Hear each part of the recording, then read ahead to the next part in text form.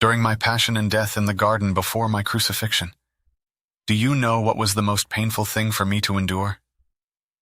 It was the crushing loss of those who rejected my love and my grace and their provision to be saved. That was far and away the most painful thing I ever experienced. Of those who knew me, there were no gray zones at Calvary. Either I was loved or hated, nothing in between. The rage and hatred of the crowd is not even understood today. I was hated with a passion, and the demon-infested crowd would have torn me limb from limb had it not been for the Roman soldiers, who had already executed the wrath of Satan when they lashed the flesh from my body. I should have died at that pillar, but my Father needed me to finish the very dregs of the cup, and so I lived. Lest you misunderstand, it is not about the blood and gore. It is about the absolute desolation of my heart, that those I had created and provided this beautiful planet for and breathed life into, those I had blessed with children, food, and clothing, even those I healed of leprosy, abandoned me in the hour of my agony. They sided with Satan's agents and spat upon the ground at the foot of my cross. Can you imagine that? Taunting, ridicule, contempt, all heaped upon me during my unbelievable torments as I suffered for them, and they knew it not. Yes, you are beginning to get the picture now. Forgive them, Father, for they know not what they do. You cannot earn my affections.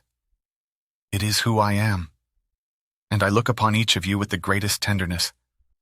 I especially delight in those souls who are little in their own eyes.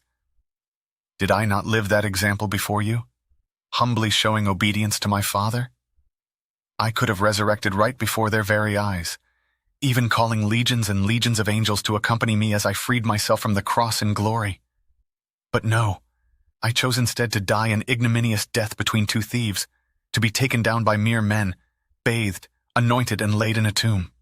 Oh, the heart-wrenching finality they felt when the stone was rolled into place.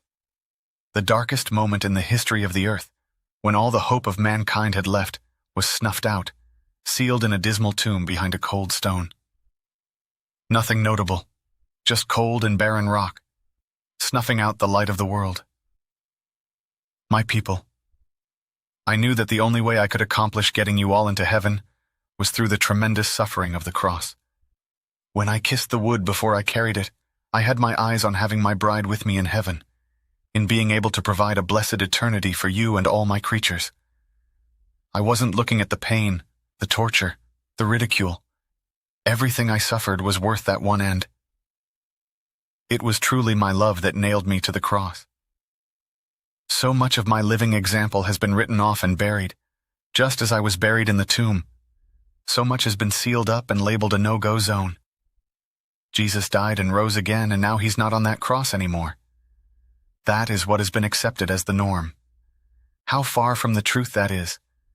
For as long as there is one human being unsaved or hurting, the wounds of my crucifixion remain open, bleeding, and throbbing. Men have closed off that part of my life, because it is too painful for them to look at.